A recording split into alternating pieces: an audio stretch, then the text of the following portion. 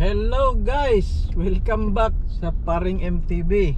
Ako po ay matagal-tagal na absent sa pagpo-post kasi ako ay galing sa yung training ko sa long haul, yung sa US Canada na trip.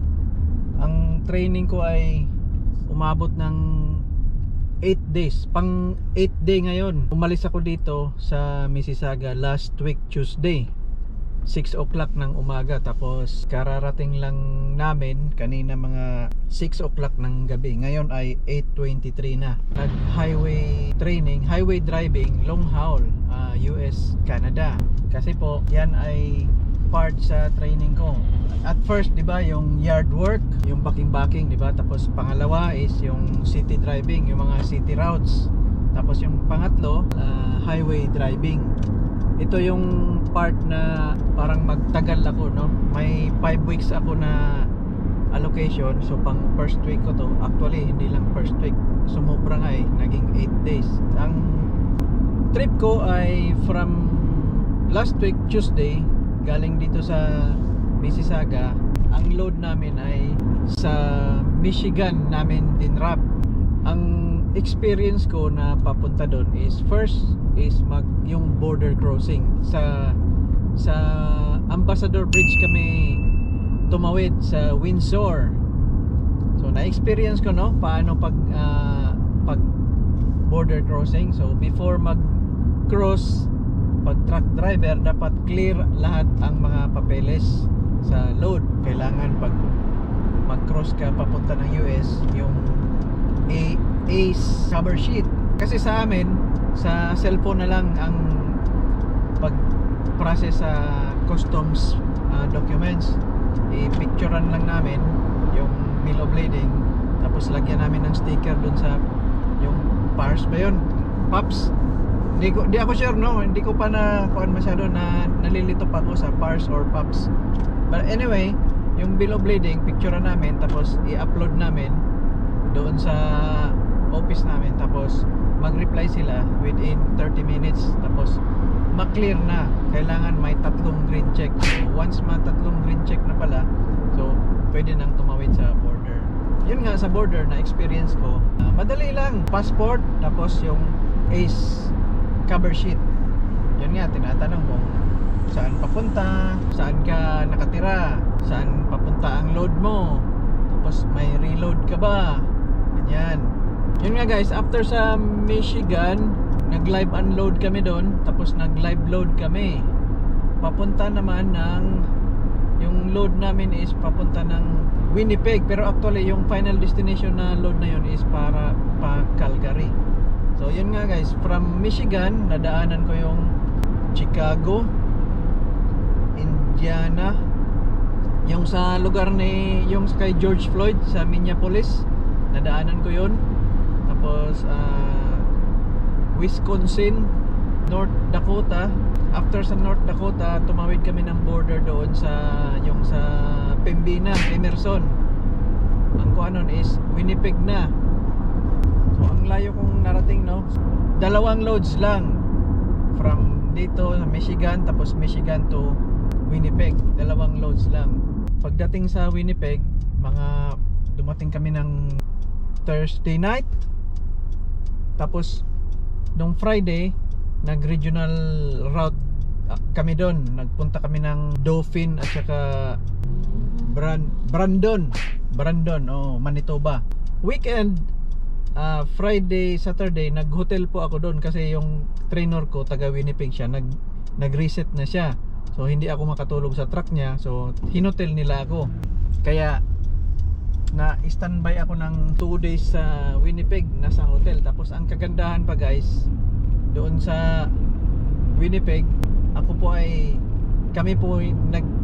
po ay nagkita ni Pinoy Tracker. About sa school niya, paano siya nag-training. Marco, salamat sa'yo.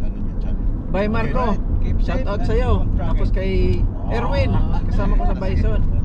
Pinick up nila ako sa hotel, tapos tinur nila ako sa Winnipeg around. Ang late lang pala ng Winnipeg.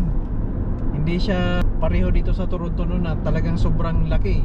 Mag 11 years na ako dito, hindi ko pa napuntahan ng lahat ng lugar dito sa Toronto. After sa Winnipeg, bumalik kami ng US kasi ang load namin from Winnipeg is i-deliver namin doon sa Iowa.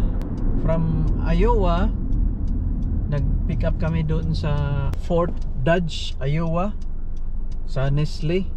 Ang load naman ay dinrap namin dito sa Nestle Purina, dyan sa may Queen Elizabeth Way. 2 load lang. In a week, 2 loads. Doon sa city driving, in a day, 6 loads. Nadaanan namin yung pinakamalaking truck stop sa buong mundo, largest truck stop sa I-80, Iowa. Tapos dumaan kami ng approaching Chicago. Nakita ko doon yung hometown of President Ronald Reagan. Before pala sa Iowa, yung sa Omaha, Nebraska, na daanan ko. Tapos yung South Dakota. Na-enjoy ako guys, no?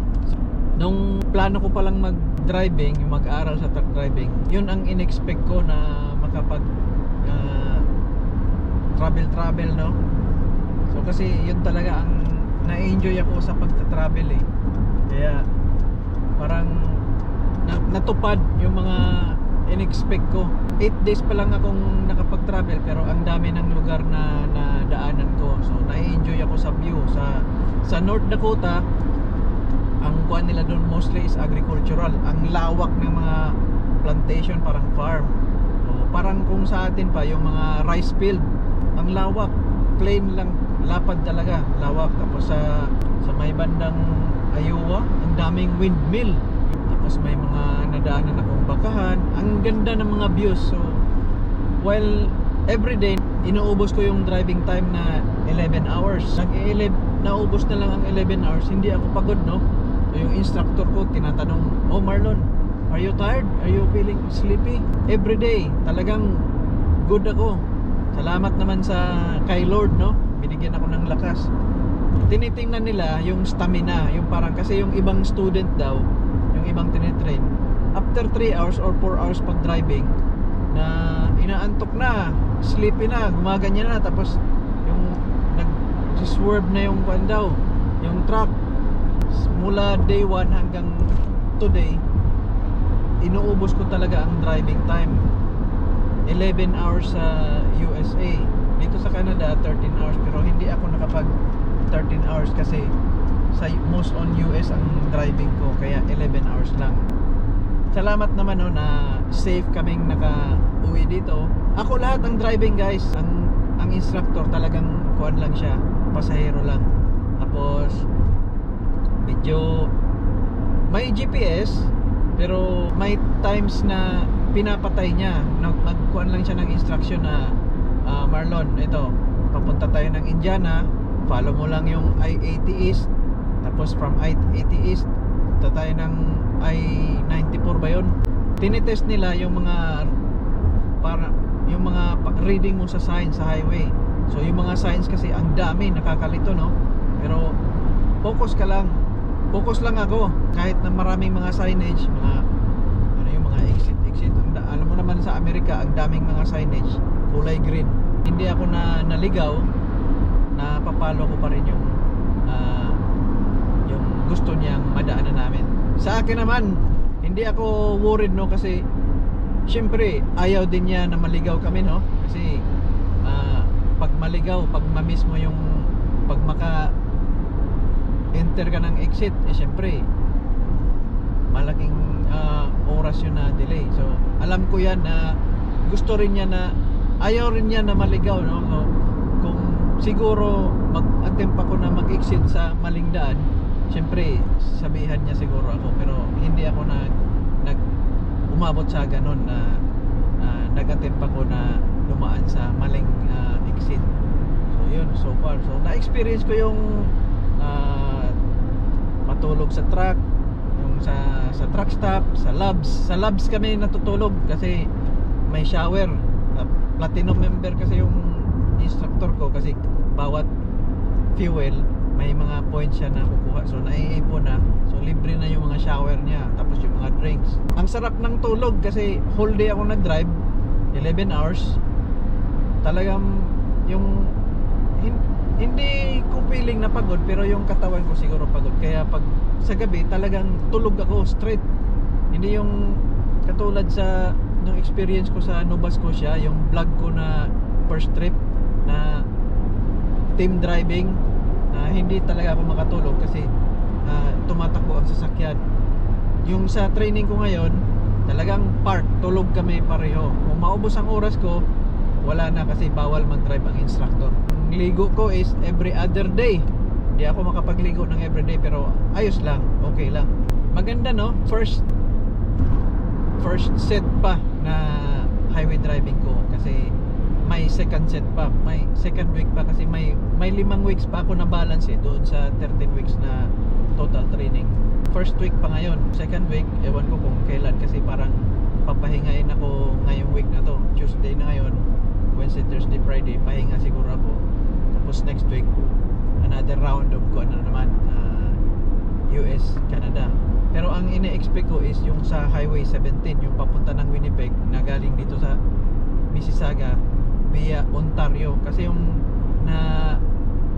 na trip ko is papunta ng Winnipeg via US side, Michigan, Chicago, Minneapolis, yun, Wisconsin, Indiana.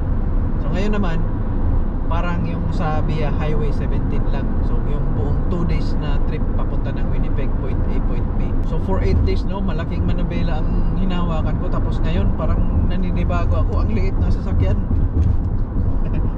Namimiss ko magpatakbo ng more than 100. Ngayon 120 ako. Kasi yung truck namin naka may speed limiter 100 kilometers per hour. Sa US, grabe, ang bibilis ng mga truck. Lahat sila dinadaanan ako no. Okay lang kasi safety din. So relax lang ako, 100, nasa right side lang ako. Maganda ang experience guys.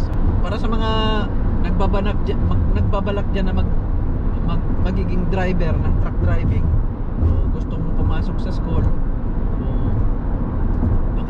baka para may ma-look forward kayo no. So ang company namin tumatanggap sila ng mga new driver, yung kakagraduate lang sa school katulad ko, walang experience. So may program sila, yun ang ginagawa ko ngayon.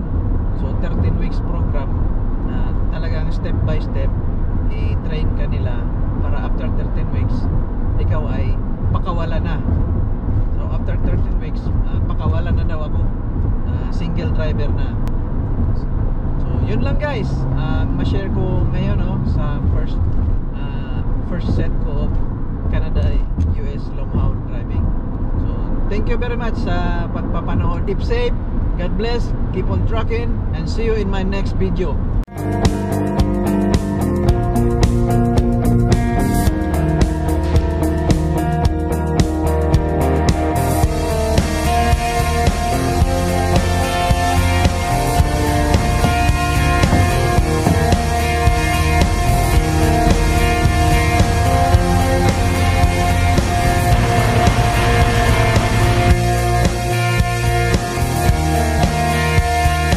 Keep safe and keep on trucking. Sige, ingat ka.